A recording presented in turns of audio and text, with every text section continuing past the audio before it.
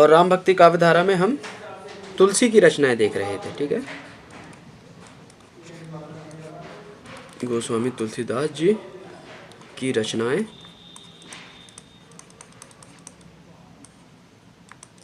पढ़ रहे थे। ठीक है, 12 रचनाओं की बात हमने करी थी, जिसमें से हमने 5 बड़े ग्रंथ गीतावली, रामचरितमानस, विनय पत्रिका, दोहावली और कर्तावली की बात हुई थी, और 7 छोटे ग्रंथ बताए गए थे, कृष्ण गीतावली, रामलला नहचु, पार्वती मंगल, जानकी मंगल, वैराग्य संदीपनी, रामाज्ञा प्रश्नावली और बर्वे रामायण। ठीक है, इस तरीके से हमने 12 ग्रंथों की, और ये 12 ग्रंथ किसने माने थे? तो आचार्य रामचंद्र शुक्ल ने तुलसी के 12 ग्रंथों की बात की है मुख्य रूप से।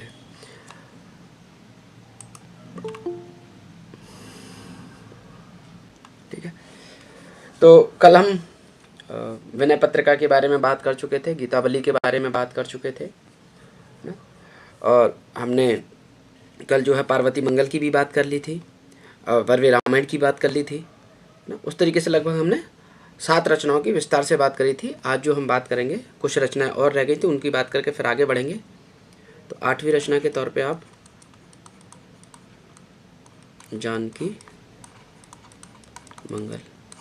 तो आप जानते हैं जानकी किसको कहा जाता था? माँ सीता का नाम ही जानकी भी है। क्यों जानकी कहा गया? क्योंकि इनके पिता का नाम था जनक, तो जनक की पुत्री थी, राजा जनक के आधार पर इनको जानकी कहा जाता है। यानी जनक की जो पुत्री हैं उसी के आधार पर माता सीता को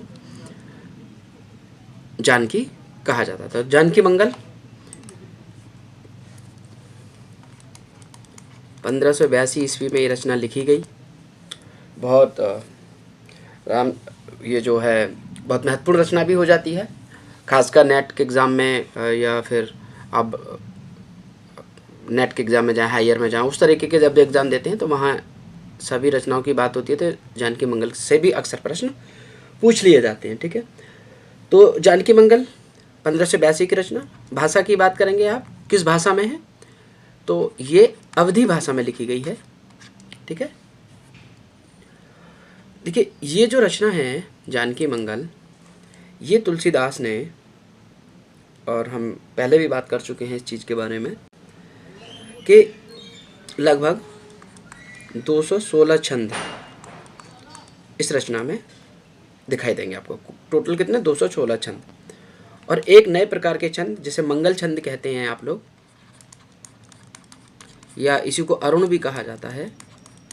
ये जो छंद है, इस छंद के लगभग 192 जो पद हैं वो आपको अरुण या मंगल छंद में दिखाई देंगे।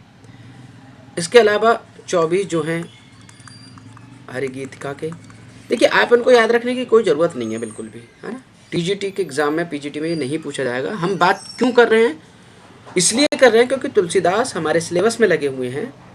क्या पूछ लिया जाए नहीं मालूम, तो तुलसीदास की रचनाओं पे इसीलिए थोड़ा विस्तार से बातचीत कर रहे हैं। ठीक है, तो आपको इसमें हरिगीतिका के लगभग 24 छंद और 192 छंद जो है आपके अरुण या मंगल छंद के दिखाई देंगे तुलसी के द्वारा। है क्या इस रचना में, जानकी मंगल में? तो ये जो रचना है राम और सीता के विवाह का वर्णन करती है। ठीक है, उनके विवाह के संदर्भ में ये वर्णन करती है, आपको ये रचना दिखाई देगी जानकी मंगल। कहाँ करी थी ये रचना? तो बिहार में एक जगह है मिथिला, मिथिला है, वहाँ रहकर तुलसीदास ने करी थी, और इसीलिए मैथिली भी कहा जाता है। किसको? जानकी को ही। यानी सीता का एक नाम और मैथिली भी है। क्यों? क्योंकि मिथिला की रहने वाली थी, इसीलिए उनको मैथिली भी कहा जाता था। तो देखिए मैथिली भी नाम पड़ेगा उनका, मैथिली शरण गुप्त। तो मैथिली शरण गुप्त मतलब ये मैथिली जो है सीता का ही नाम है, इसीलिए मैथिली जो है आपको सीता के बारे में अन्य नामों से कहीं कहीं आपको मैथिली भी मिलेगा। क्यों मिलेगा मैथिली? क्योंकि ये मिथिला की रहने वाली थी। राजा जनक कहाँ के थे? मिथिला के राजा थे। ठीक है, तो जानकी, मैथिली, सीता, ये सभी नाम जो हैं उन्हीं के ही हैं। ठीक है, तो विवाह से संबंधित रचना है, प्रबंधात्मक रचना है, बड़ी रचना है, प्रबंधात्मक काव्य आपको कह सकते हैं इसको। प्रबंधात्मक काव्य कह सकते हैं, क्योंकि ये ऐसे ही प्रबंध के रूप में, पूरी कहानी के रूप में ये रचना आपको दिखाई देगी। इसके अतिरिक्त भाषा आपको पता ही है, नहीं भूलनी है। तुलसीदास की रचनाओं की भाषा आपको ध्यान में ज़रूर रखनी है, ठीक है। तो ये जो रचना है अवधी भाषा में लिखी गई है, ठीक है, जानकी मंगल।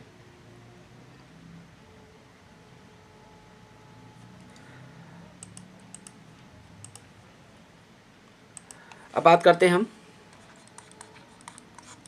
रामाज्ञा प्रश्नावली, ठीक है, 1612 ईस्वी की रचना। और ये एक ऐसी रचना है, मैं कल भी इस बारे में बात की थी मैंने, कि ये दोनों ही भाषाओं में दिखाई देगी आपको, यानी ब्रज और अवधी दोनों ही भाषाओं में ये रचना लिखी गई है। यानी एकमात्र ऐसी रचना जिसमें दो भाषाओं का प्रयोग ब्रज और अवधी का किया गया, वो रामाज्ञा प्रश्नावली ही है, ठीक है। रामचरित मानस की तरह आपको इसमें भी 7 कांड दिखाई देंगे, ठीक है। और कुल छंद कितने हैं इसमें? तो 343 छंद इस रचना में आपको दिखाई देंगे, ठीक है। दूसरी चीज, ये जो रचना है रामाज्ञा प्रश्नावली,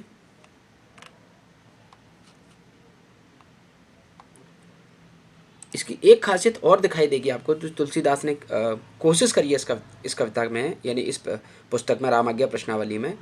वो क्या करते हैं कि जब ये दोहे लिखते हैं ना इस रचना में, तो वे इन दोहों के माध्यम से ही संकेत देते हैं कि शुभ है या अशुभ है, ठीक है।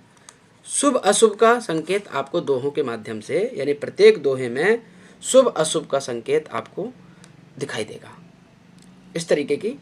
क्योंकि प्रश्न, ये प्रश्नावली ही है, पूरे प्रश्नों की बात है, राम की आज्ञा की, ठीक है। और ये इसमें छंद, कांड 7 हैं, छंद कितने हैं? 343 छंद हैं। अधिकतर छंद क्या है इसमें? दोहा हैं। इसीलिए अगर कभी आपको ये आ जाए दोहावली किस रचना को कहा जाता है, तुलसीदास की दोहावली कौन सी रचना है, तो दोहावली रचना रामाज्ञा प्रश्नावली ही है। क्यों है? क्योंकि इसमें अधिकतर छंद जो हैं सारे दोहा में हैं, और 343 छंदों में से, तो इसीलिए इसको दोहावली के नाम से भी जाना जाता है, रामाज्ञा प्रश्नावली को, ठीक है। कल भी मैं बातचीत कर चुका हूँ, ये रचना उन्होंने लिखी किसके आग्रह पर थी? तो उनके मित्र थे गंगाराम। और यह हमें कैसे पता चलता है कि ये मित्र थे? तो जब हम मानस का हंस उपन्यास पढ़ेंगे,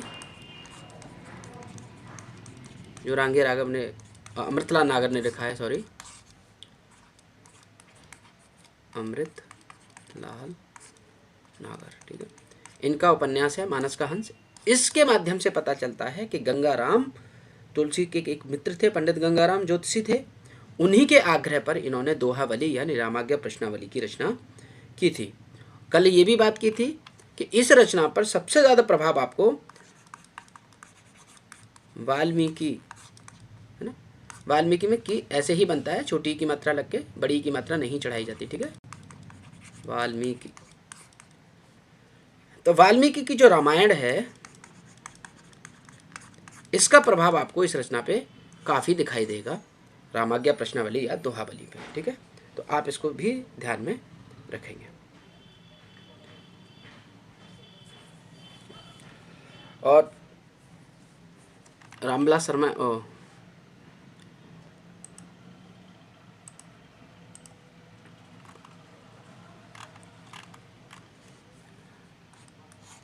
डॉक्टर रामकुमार वर्मा ने इस रचना के बारे में कहा, तुलसीदास के बारे में जब वो विचार करते हैं, कि ये जो रचना है रामाज्ञा प्रश्नावली, ये उस तरह की रचना नहीं है जैसे तुलसीदास, जो एक काव्य में उत्कर्ष होता है ना, जहाँ तक तुलसी की पहुँच जाती है, तुलसी अपनी कविता करने की जो शैली है, उस लेवल की, उस अच्छे लेवल की कविता नहीं करते। यानी वो ये कहते हैं कि इस रचना में काव्योत्कर्ष और प्रबंधात्मकता का अभाव है।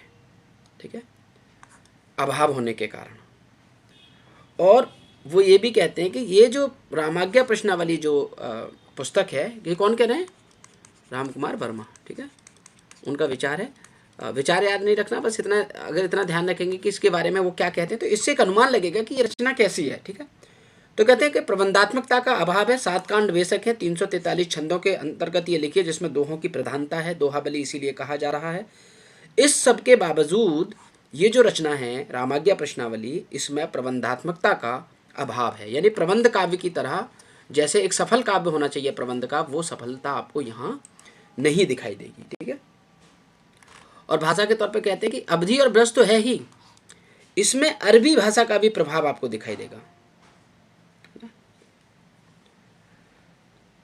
मतलब कि ब्रज और अवधि तो है ही, लेकिन अरबी शब्द के यानी अरबी भाषा के कुछ शब्दों का भी प्रभाव आपको इस रचना में दिखाई देगा। इसीलिए रामकुमार वर्मा कहते हैं कि तुलसीदास जी ने इस रचना में रामाज्ञा प्रश्नावली में चमत्कार उत्पन्न करने की कोशिश की है घटना वर्णन के माध्यम से। घटनाओं का वर्णन आपको खूब मिलेगा, लेकिन जो संवेदना होती है, जो काव्य सौंदर्य होता है, जिससे कविता अच्छी बनती है, वो सौंदर्यता की इसमें कमी दिखाई देगी, अभाव है।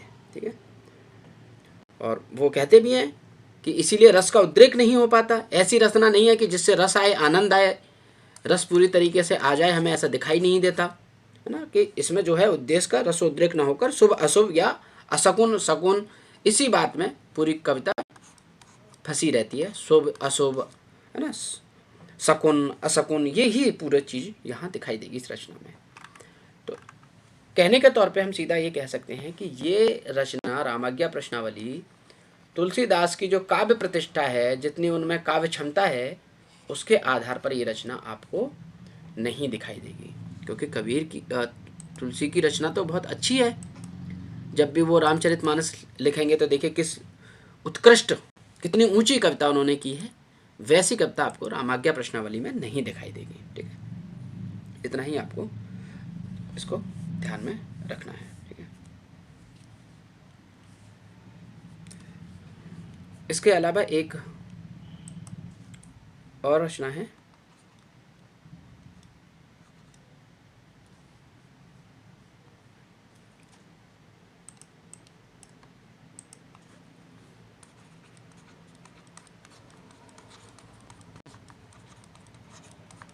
कृष्ण गीतावली।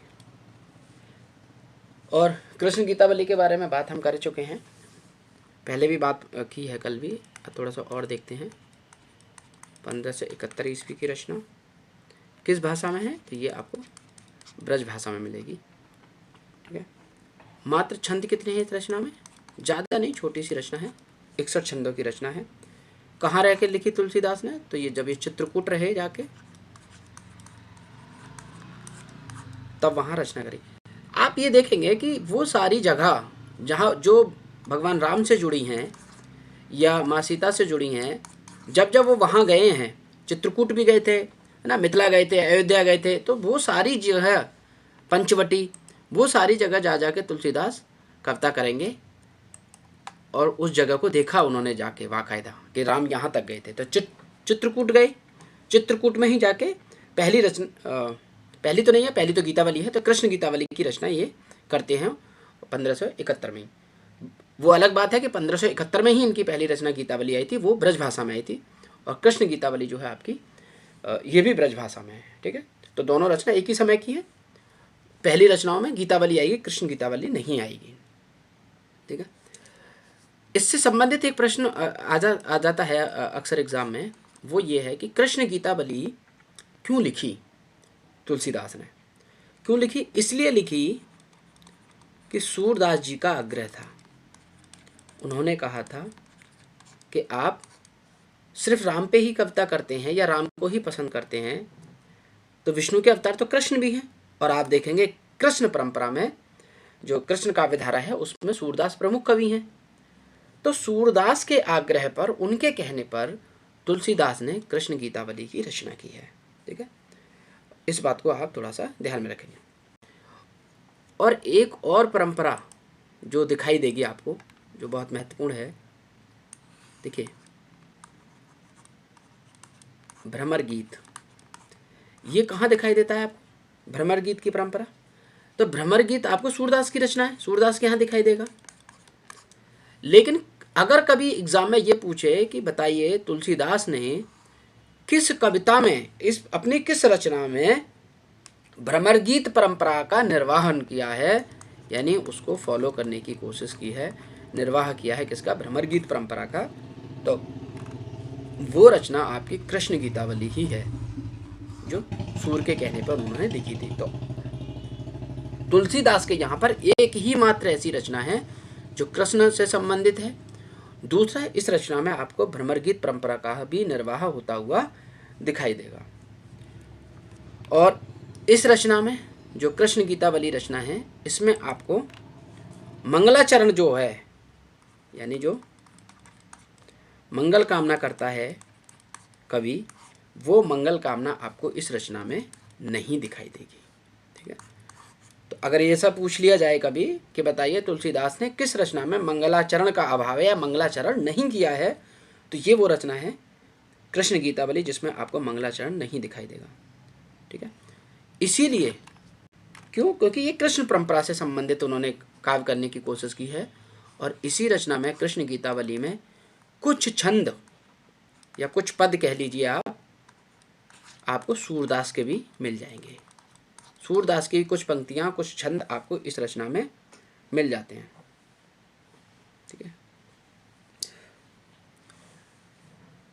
तो इसको भी आप थोड़ा सा ध्यान में रखेंगे कि जो सूरसागर है, उस तरह की कविता आपको कृष्ण गीतावली में ही दिखाई देगी। और सूरसागर रचना किसकी है, तो सूरसागर सूरदास की ही है। और सूरसारावली और साहित्य लहरी, तीन रचनाएं आपकी सूरदास की दिखाई देंगी। और साहित्य लहरी में जो है वो अपने शिष्य नंददास को कविता सिखाने के चक्कर में लिखेंगे। वो चलो जब हम कृष्ण काव्य धारा पढ़ेंगे तो वहाँ बताएंगे पूरा, अभी हम इन्हीं पे आते हैं। ठीक है, तो आपको इस चीज़ को थोड़ा सा ध्यान में रखना होगा।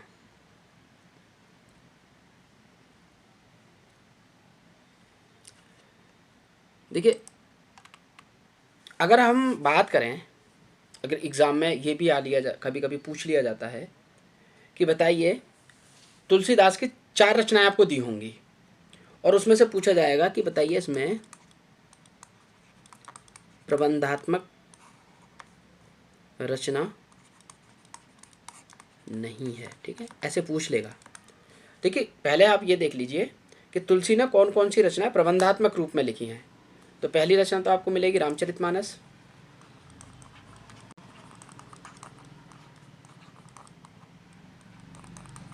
ठीक है, रामचरितमानस प्रबंध काव्य है। रामलला नहचू भी आपको प्रबंध काव्य के ही रूप में दिखाई देगी। ठीक है, आपको दिखाई देगी पार्वती मंगल, आपको दिखाई देगी जानकी मंगल। तो इस तरीके की ये जो रचनाएं हैं, आपको ये प्रबंधात्मक रचनाएं दिखाई देंगी। तो हो सकता है इसमें से कोई एक रचना हटा के यहाँ पे रख दे, जैसे दोहावली रख दे, कवितावली रख दे, गीतावली रख दे, रामाज्ञा प्रश्नावली रख दे, वर्वे रामायण रख दे, है वैराग्य संदीपनी रख दे। तो कोई और रचना रख के पूछा जा सकता है कि इसमें प्रबंध रचना नहीं है। तो ये रचनाएं कौन कौन सी है, ये तो सब आपकी रामचरितमानस, रामलला नहचू, पार्वती मंगल, जानकी मंगल, ये प्रबंधात्मक काव्य हैं। कुछ रचनाएं जो मुक्तक काव्य हैं, इनके मुक्तक काव्य में आपकी कवितावली मिलेगी,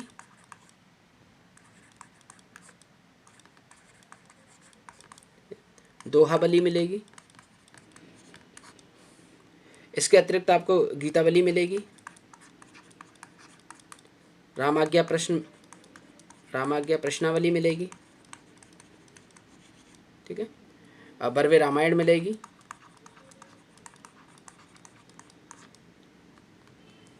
ये जो रचना है आपकी वैराग्य संदीपनी है, विनय पत्रिका है। विनय पत्रिका भी जो है क्या आपकी मुक्तक काव्य है, वैराग्य संदीपनी हो जाएगी।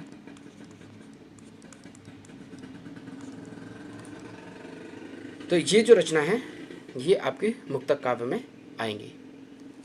भरवे रामायण, विनय पत्रिका, वैराग्य संदीपनी, कृष्ण गीतावली भी आ जाएगी, है ना, और कवितावली, दोहावली, गीतावली और रामाज्ञा प्रश्नावली। ये जो सारी रचनाएं हैं ये आपके मुक्तक काव्य के श्रेणी में दिखाई देंगी, जो प्रबंध काव्य में ऊपर 4 दिखाई दे रही हैं। इसके अतिरिक्त आप ये भी देख सकते हैं कि कुछ रचनाएं ऐसी हैं जो रामचरितमानस की सी तर्ज पर, जिस रचना में लगभग 7 कांड है ऐसी रचना जो 7 कांडों में विभाजित करी है उन्होंने। तो 7 कांडों में आपको एक तो रामचरितमानस मिलेगी, ठीक है, आपको कवितावली मिलेगी, ठीक है, आपको 7 कांडों में गीतावली भी मिलेगी और भरवे रामायण भी आपको 7 कांडों में ही मिलेगी। तो ये जो रचना है ये 7 कांडों में विभाजित रचनाएं तुलसीदास की है। अब देखिए जो सबसे महत्वपूर्ण चीज़ है जो आपको याद रखनी है वो है ब्रज भाषा में। कैसे याद रखेंगे कि ये रचना है ब्रज भाषा में? तो आपको कुछ भी याद नहीं रखना, अधिकतर क्या याद रखना है कि कोशिश करें कि जिनके पीछे आपको बलि शब्द दिखाई दे रहा हो वे सब रचनाएं कौन सी हैं? वे सब रचनाएं ब्रज भाषा में लिखी गई हैं। जैसे कवितावली, देखिए कवितावली, ठीक है, जैसे गीतावली, ठीक है, जैसे मिलेगी आपको कृष्ण गीतावली,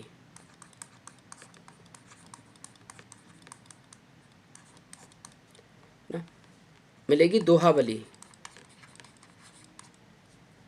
तो ये आप रचना देखेंगे, कवितावली हो गई, गीतावली हो गई, कृष्ण गीतावली हो गई, दोहावली हो गई, ये सभी रचनाएं आपको ब्रज भाषा में दिखाई देंगी। इसके अतिरिक्त अब ये तो पता चल जाएगा कि इनके पीछे बलि आ रही है तो ये ब्रज भाषा में है। तो इसके अतिरिक्त अगर आपको देखना हो तो एक तो विनय पत्रिका, बिल्कुल नहीं भूलेंगे आप कि विनय पत्रिका जो है आपकी ब्रज भाषा में है, ठीक है, विनय पत्रिका और वैराग्य संदीपनी,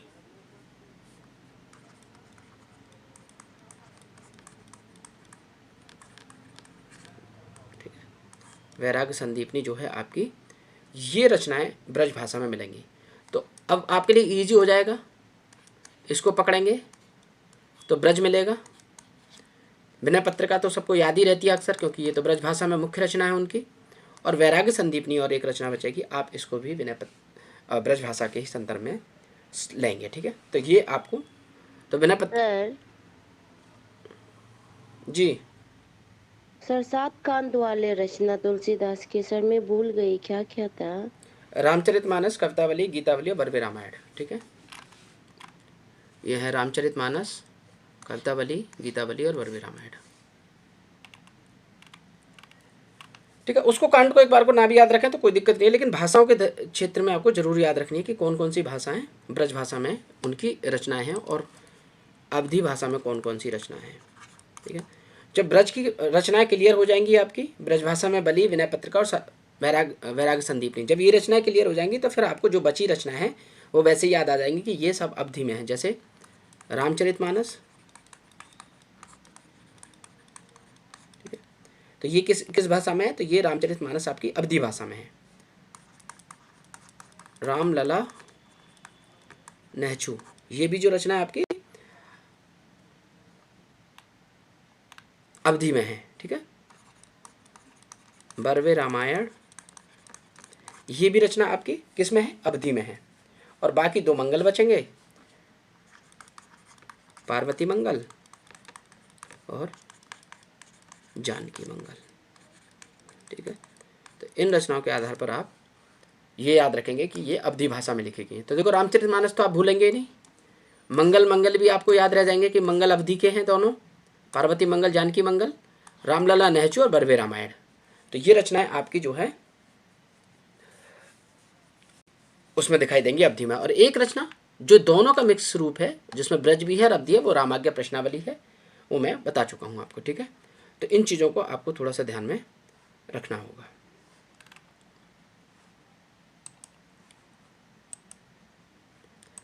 इसके अतिरिक्त ये पूछा जा सकता है कि बताइए वे कौन कौन सी रचनाएं हैं जो गीत शैली में लिखी हैं।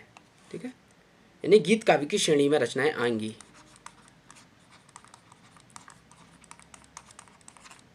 ठीक है, गीत श्रेणी की जो गीत काव्य है उनका उस श्रेणी में आने वाली रचनाएं कौन कौन सी है। गीत काव्य का मतलब क्या है, जिसको हम गा सकते हैं, गाने में जो राग में लिखी हुई कविता है। तो एक तो विनय पत्रिका मिलेगी आपको, इसे खूब गाया जाता है। आपको गीतावली मिलेगी जो इनकी पहली भी रचना है। ठीक है, ये भी जो है गीतात्मक शैली में है, गीत काव्य है।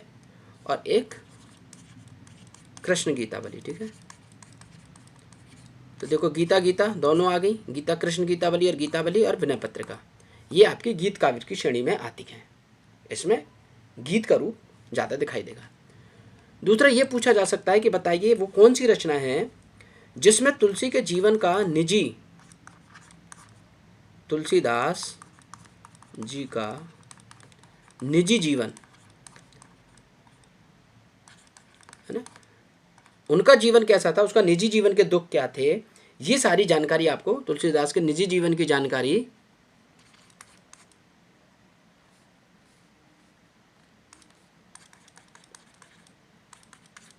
है ना, निजी जीवन की जानकारी किस रचना में मिलेगी। तो आपको दो रचनाएं याद रखनी है, एक तो विनय पत्रिका और एक कवितावली।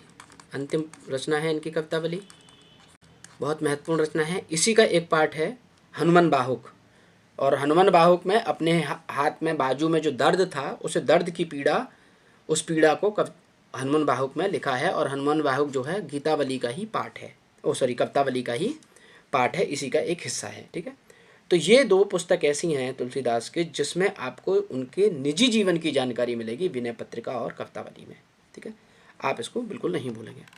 ये पूछा जा सकता है कि बताइए तुलसीदास की वो रचना जिसमें कलयुग का वर्णन है, और कलयुग को कलिकाल भी कह सकते हैं या कलयुग कह सकते हैं। ठीक है, कोई भी शब्द आ सकता है कि वो रचना जिसमें कलयुग या कलिकाल का वर्णन किया गया है, तुलसीदास की कौन सी रचना है। तो ये आपकी कवितावली है। ठीक है, कवितावली में है कलयुग या कलिकाल का वर्णन बड़ी प्रमुखता से किया गया है। एक प्रश्न ये भी आ सकता है कभी एग्जाम में कि बताइए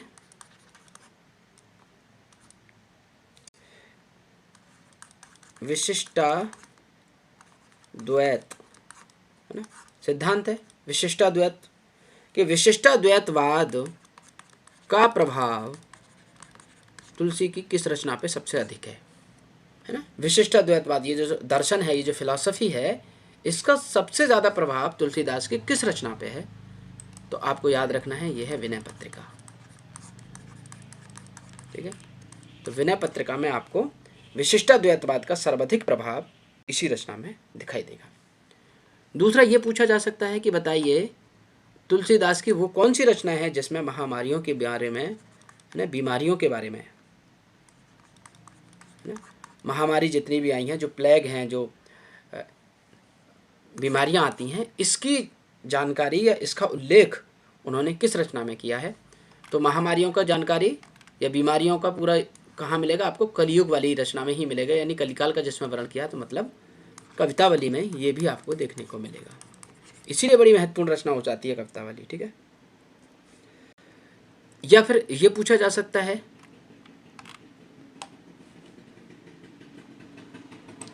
कि बताइए तुलसीदास ने आत्मनिवेदन है ना, आत्मनिवेदन जो है पत्र लिखा है ईश्वर के लिए, वो कौन सी पुस्तक है, या आत्मनिवेदन या पत्रात्मक शैली कौन सी रचना है। तो ये आपको विनय पत्रिका है ना, विनय पत्रिका में पत्रिका जुड़ा है, तो पत्रात्मक शैली आपको विनय पत्रिका में ही मिलेगी। इसको भी आपको ध्यान में रखना है कि विनय पत्रिका, पत्रात्मक शैली और आत्मनिवेदन, दोनों ही चीज़ें आप ध्यान रखिएगा कि ये जो है आपको विनय पत्रिका के माध्यम से दिखाई देगा। दूसरा ये भी पूछा जा सकता है कि बताइए लंका दहन, जब लंका में आग लगेगी, लंका दहन का अद्भुत वर्णन, अद्भुत वर्णन किस रचना में किया गया? सबसे ज्यादा अद्भुत, आग ऐसे लगे जैसे वास्तव में हमारी आंखों के सामने लग रही हो, इतना अद्भुत वर्णन आप तुलसीदास ने किस रचना में किया है? तो वो है आपकी कवितावली। और अपने जीवन में उन्होंने आग लगते हुए देखी थी, इसीलिए इसका इतना सुंदर वर्णन उन्होंने करा है। ठीक है, और कवितावली ही एक ऐसी रचना है जो अपने विरोधियों को, जो तुलसीदास का विरोध करते थे, उन विरोधियों को खूब फटकारा है, उनको खूब डांट लगाई है। तो अपने विरोधियों को किस रचना में फटकारा है? तो वो उनकी कवितावली ही है। तो कवितावली पूरे हमारे समाज के बारे में बड़े विस्तार से समझाती है, उस समय का समाज कैसा है, कैसे लोग परेशान करते हैं, सारी चीज़, कलयुग चल रहा है, कैसी कैसी समस्याएं हमारे समाज में, आप ये सारी चीज़ें, बीमारियां कैसी हैं समाज में, कैसे महामारियां आती हैं, है ना, ये सारी चीज़ें अगर आपको देखनी है तो आपको कवितावली पढ़नी ही होगी। उनका निजी जीवन पढ़ना है, तुलसीदास का निजी जीवन देखना है, तो कवितावली रचना बहुत महत्वपूर्ण हो जाती है तुलसीदास की। इस चीज़ को आप बिल्कुल भी नहीं भूलेंगे। ठीक है, तो ये तो है सामान्य जानकारी उन रचनाओं की। अब मुख्य रचना जो हमारे सिलेबस में लगी है, हम उसकी तरफ पहुंचते हैं। इसे सबसे बाद में इसीलिए रखा है कि इसकी जानकारी बड़े ध्यान से रखनी है याद। क्यों? क्योंकि ये हमारे सबसे महत्वपूर्ण रचना है, हमारे सिलेबस का हिस्सा है, रामचरित मानस। ठीक है, इस रचना का समय भी आप याद रखेंगे, कब की रचना है? 1574 ईस्वी की रचना है। और आप ये तो याद होगा ही होगा कि भाषा क्या है, बहुत बार बात हो चुकी है, तो ये अवधी भाषा की रचना है। रामचरितमानस के बारे में ये कहा जाता है कि ये जो रचना लिखनी शुरू हुई थी, ये रचना चैत्र मास शुक्ल पक्ष रामनवमी या मंगलवार के दिन से शुरू होती है। ठीक है, और वो बाकायदा इसका कहते भी हैं, संबत 1631 करो कथा हरिपद धरि सीसा,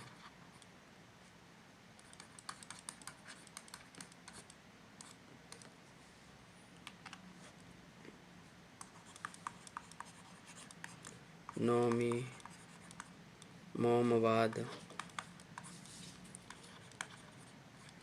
मधुमासा,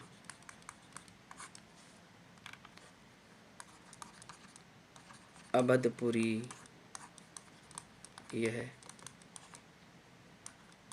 चरित प्रकाशा। क्या कह रहे हैं तुलसी? संवत 1631, 1631 संवत है, 1631 संवत है, तो 57 माइनस कर दीजिए, आप देखेंगे सन निकल के आ जाएगा।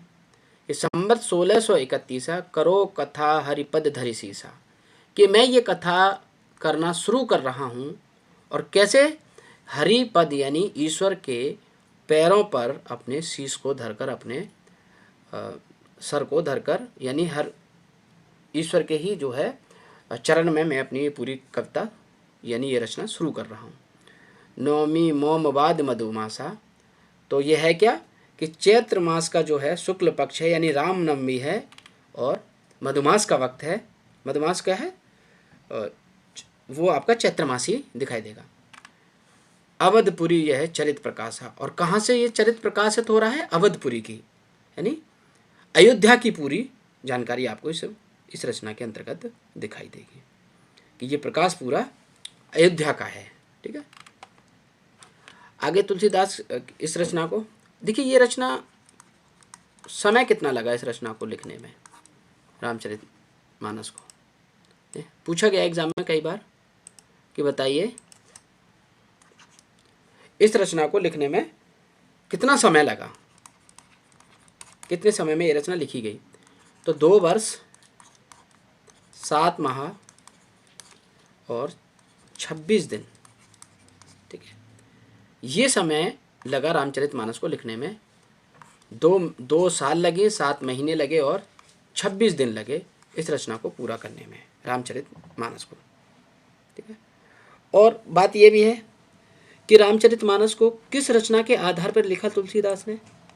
तो एक तो देखिए, आप याद रखिएगा, रामचरितमानस की जो कथा है वो वाल्मीकि रामायण से बहुत प्रभावित है। वाल्मीकि रामायण जो रचना है उससे ये, वहां से आपको बहुत सारी चीजें मिलेंगी। ठीक है। और अध्यात्म रामायण से प्रभावित मिलेगी ये रचना।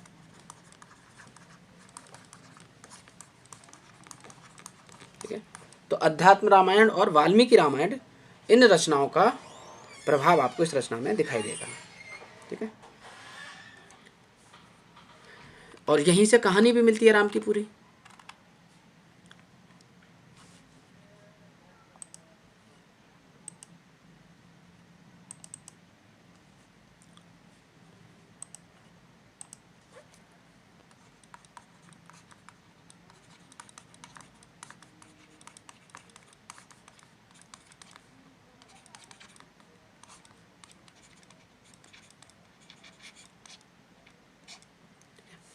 तो रामचरितमानस 1574 की रचना अवधी भाषा में लिखी गई। 2 वर्ष 7 महीने और 26 दिन लगे इस रचना को रखने में। अब ये पूछा जा सकता है कि बताइए, रामचरितमानस का सबसे मुख्य रस कौन सा है, यानी इसका प्रधान रस कौन सा है। तो कौन सा रस है इसका प्रधान रस? तो आपको भक्ति रस नहीं मिलेगा, बल्कि शांत रस की तरफ जाना है। इसका शांत रस प्रधान रस है। ठीक है।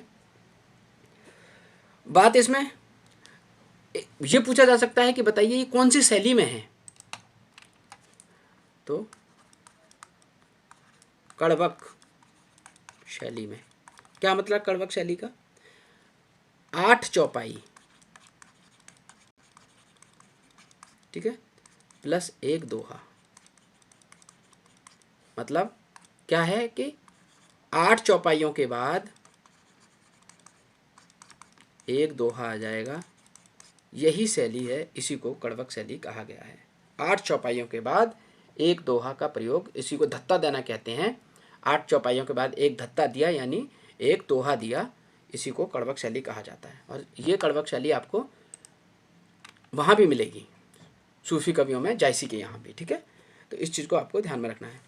टोटल रामचरितमानस में कितने कड़वक हैं फिर? तो आपको 8 चौपाई और 1 दोहा के हिसाब से लगा लो कि टोटल कड़वक कितने हैं। तो 1074 कड़वक आपको इसमें दिखाई देंगे। अब चौपाई ढूंढ लीजिए, 1074 में 8 का गुणा कर दीजिए तो चौपाई निकल आएंगी। और दोहा 1074 ही है, क्योंकि हर चौपाई के हर 8 चौपाइयों के बाद 1 दोहा है, तो 1074 दोहा हो गए।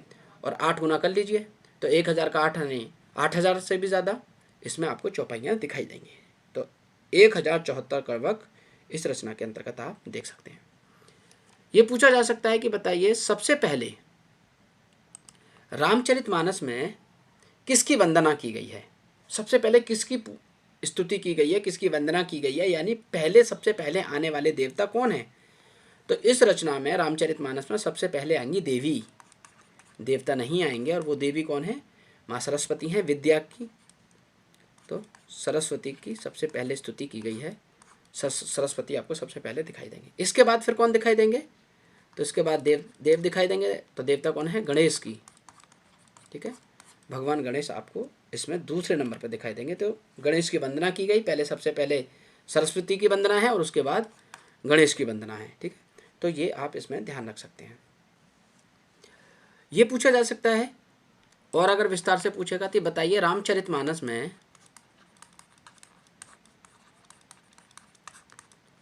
कितने प्रकार के छंदों का प्रयोग किया गया है? कितने प्रकार के छंद हैं रामचरितमानस में? तो 18 प्रकार के छंद आपको इस रचना में दिखाई देंगे। लेकिन 18 में प्रधान छंद कौन सा है? तो आपको चौपाई दिखाई देगा। 8000 से ज़्यादा चौपाई हैं, तो चौपाई इसमें प्रधान है और दोहा। तो चौपाई और दोहा आपको इस रचना के अंतर्गत प्रधान रूप में दिखाई देंगे। ये पूछा जा सकता है आपसे रामचरितमानस के बारे में, क्योंकि आपके सिलेबस में लगा हुआ है, कि बताइए रामचरितमानस का सबसे बड़ा कांड कौन सा है? सबसे बड़ा कांड। ठीक है, कौन सा सबसे बड़ा कांड? तो इसमें सबसे बड़ा कांड आपको बालकांड मिलेगा, और सबसे छोटा कांड कौन सा है? तो आपको किष्किंधा कांड,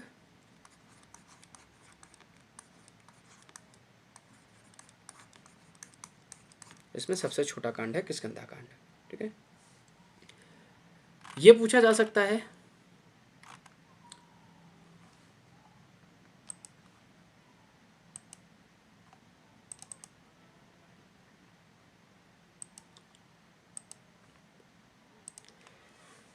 ये पूछा जा सकता है कि ये जो रचना है रामचरितमानस,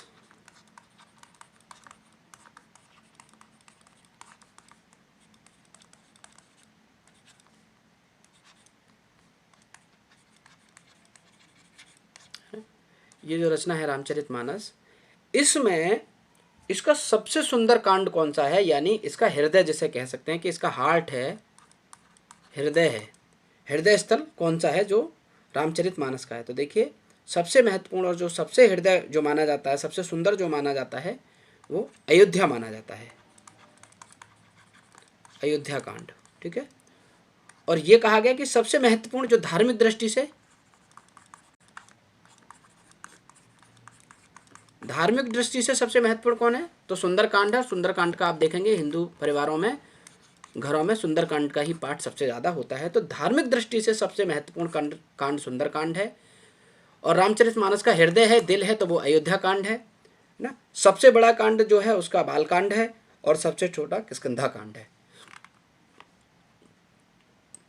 ठीक है, इस चीज़ को आप याद रखेंगे। अब इस रचना में जो उत्तरकांड है, और उत्तरकांड कब आएगा? सबसे लास्ट में आएगा। उत्तरकांड के अंतर्गत आपको क्या मिलेगा? जो कवितावली में कलिकाल का वर्णन किया गया है ना, ऐसा थोड़ा बहुत कलिकाल का वर्णन आपको उत्तरकांड में रामचरितमानस में दिखाई देगा। दूसरा, तुलसी के क्या विचार हैं, उनकी दार्शनिकता क्या है, उनकी फिलॉसफी क्या है, यानी उनका दार्शनिक पक्ष भी आपको उत्तरकांड में ही दिखाई देगा। आज जो रामराज्य की पूरी कल्पना है, रामराज्य की अवधारणा भी आपको उत्तरकांड में ही दिखाई देगी, है नहीं? तो उत्तरकांड किन चीज़ों से पूछा जा सकता है कि उत्तरकांड में रामराज्य का बिल्कुल पूछा जा सकता है आज के समय में, कि बताइए रामचरितमानस के किस कांड में रामराज्य की परिकल्पना की गई है सबसे महत्वपूर्ण रूप से? तो रामराज्य की परिकल्पना आपको उत्तरकांड में मिलेगी। तुलसीदास का दार्शनिक पक्ष भी आपको उत्तरकांड में मिलेगा, और कलिकाल का वर्णन यानी कलयुग का वर्णन भी आपको उनके उत्तरकांड में ही दिखाई देगा। ये पूरी जो रचना है रामचरितमानस, ये कहाँ लिखी गई? ठीक है, कहाँ लिखी गई, वो कहाँ रहते थे तुलसीदास, अब ये रचना लिखी गई रामचरितमानस? तो देखिए, पूरी रचना अयोध्या में लिखी गई, लेकिन एक कांड को छोड़कर। और वो कांड कौन सा है जो अयोध्या में नहीं लिखा गया बल्कि काशी में लिखा गया? और वो कौन सा था? वो किष्किंधा कांड ही था। ठीक है, तो किष्किंधा कांड आपको काशी में लिखा गया, वो अयोध्या में नहीं लिखा गया। बाकी 6 के 6 कांड आपको अयोध्या में लिखे गए हैं। ठीक है, जो शेष बचेंगे वो सभी अयोध्या में हैं, बस एक को छोड़कर जो काशी में है, और काशी से कहा है किष्किंधा ही है, तो काशी से किष्किंधा कांड जो है आपका अयोध्या से बाहर लिखा गया। अगर ये पूछ लिया जाए कि बताइए कौन सा कांड तुलसीदास जी ने अयोध्या में ना रहकर, अयोध्या के बाहर रहकर लिखा, तो वो आपका किष्किंधा कांड ही है। ठीक है,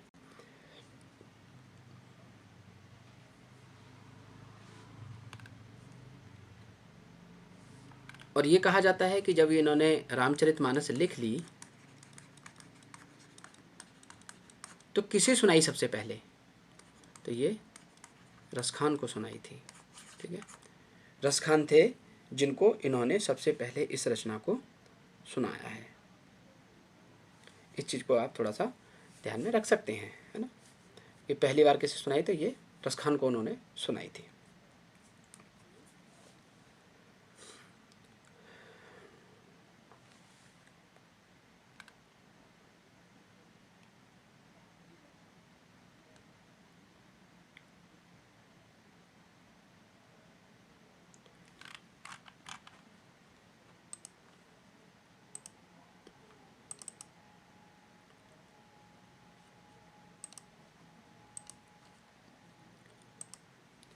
अब बात हम कर लेते हैं आचार्य रामचंद्र शुक्ल जब बहुत महत्वपूर्ण तारीफ करते हैं जब इस रचना की, रामचरितमानस की, तो वो ये कहते हैं कि इस रचना में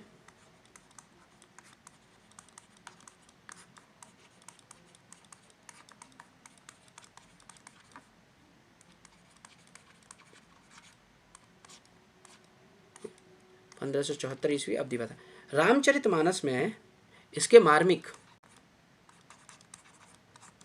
स्थल कौन से हैं, इसमें कौन सी ऐसी जगह हैं जो बड़े ही मार्मिक हैं, बड़े ही हृदय को लगने वाले हैं, बड़े ही मतलब आदमी उनको जब देखता है तो भावा विभोर हो जाता है, मतलब एक प्रकार से कह सकते हैं कि वो पूरी तरीके से फीलिंग में या भाव में खो जाता है। तो मार्मिक स्थल कौन से हैं, तो जैसे राम वन गमन, जब भगवान राम वन को जाते हैं तो सारे लोग रोते हैं, है ना, तो ये मार्मिक स्थल है, बड़ा ही हृदय को छूता है। तो रामगमन, या फिर आप कह सकते हैं दशरथ की मृत्यु, राजा दशरथ राम के पिता थे, दशरथ की मृत्यु का वर्णन, जब उनका मरण होता है, यानी दशरथ की मृत्यु हो गई, राम वनगमन हो गया। या फिर जब वो पंचवटी होते हैं तब उनके राम के भक्त उनसे मिलने आते हैं, राम भक्त मिलन का जब भी समय आता है तो बड़ा ही मार्मिकता से भर जाता है ना। या फिर लक्ष्मण को जब शक्ति लगती है, जब मूर्छा आ जाती है, बेहोश हो जाते हैं, है ना, मेघनाद के तीर से, तो वो लक्ष्मण मूर्छा वाली जो स्थिति है वो भी आपको बहुत ज़्यादा आपके मन को छुएगी। क्यों? क्योंकि वहाँ पे राम खुद विलाप कर रहे हैं, वो रोते हैं। तो राम का रोना, अब देखिए भगवान रो रहे हैं, सोच के देखिए, मनुष्य की तरह। वो चाहें तो एक झटके में उनको उठा के खड़ा कर सकते हैं, वो तो खुद में ईश्वर है, लेकिन उनको ईश्वर की धरातल पर से एक पुरुष के तौर पर, मनुष्य के तौर पर तुलसीदास ने उनको प्रस्तुत करने की कोशिश की है। तो कैसे मनुष्य के जीवन के दुख होते हैं, कैसे वो अपने परिजनों के बिछड़ने पर विलाप करता है, वो सारे भाव आपको इस रचना में दिखाई देंगे। और जब राम का विलाप है, उनके भाई जब लक्ष्मण की मूर्छा की स्थिति होती है, उनको शक्ति लग जाती है मेघनाद के तीर के माध्यम से, तो बड़ा ही जो है आप हृदय विदारक है, बड़े एकदम रोने की सी स्थिति आ जाती है जब आप उसको देखेंगे। या फिर आपको लक्ष्मण और परशुराम का जो संवाद है, बहुत फेमस, बहुत प्रसिद्ध संवाद है, संवाद मतलब उनके बीच में जो डायलॉग होता है पूरा है ना, तो वो जो लक्ष्मण परशुराम संवाद है वो भी बहुत महत्वपूर्ण है। तो ऐसी कुछ घटनाएं हैं जो बड़े उसके मार्मिक स्थल हैं कि राम का जब वन को जाते हैं, दशरथ की मृत्यु हो जाती है, लक्ष्मण को शक्ति लग जाती है, मूर्छा की स्थिति हो जाती है, और लक्ष्मण और परशुराम का जो संवाद होता है, ये सारे ऐसे विषय हैं जो आपके बहुत ज़्यादा मन को छू लेंगे। ठीक है। और एक बार प्रश्न पूछा गया था,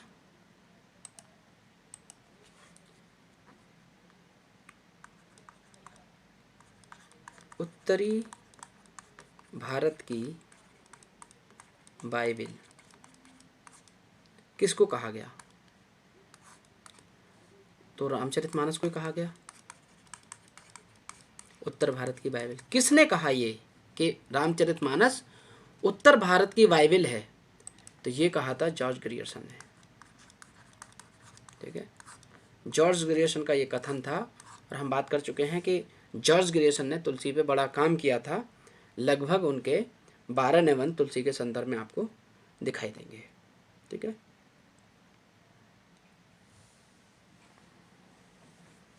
तो आप इन चीज़ों को थोड़ा सा ध्यान में रखेंगे। ठीक है, आज के लिए इतना ही। बाकी उनकी रचनाओं के बारे में लगभग बात हो चुकी है। ठीक है, या आप एक दो चीज़ और रख सकते हैं यार। ये रख सकते हैं कि तुलसीदास का सबसे प्रिय छंद कौन सा है, यानी प्रिय अलंकार।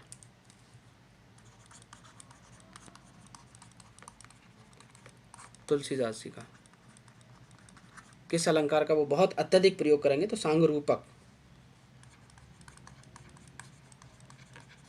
रूपक का ही भेद होता है, जिसमें एक बार नहीं जबकि कई रूपक एक साथ आ जाते हैं।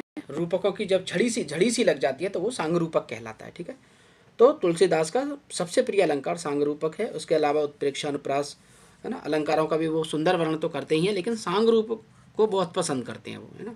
जब भी आप देखेंगे तो सांगरूपक आपको खूब दिखाई देगा। और छंद की बात करेंगे तो जाहिर सी बात है चौपाई बड़ा ही प्रिय छंद है। दोहा भी मिल जाएगा फिर आपका, दोहा उतना महत्वपूर्ण है, आता है हर 8 चौपाई के बाद, लेकिन चौपाई सबसे प्रिय, फिर दोहा, उसके बाद हरिगीत का, सोरठा की बात भी।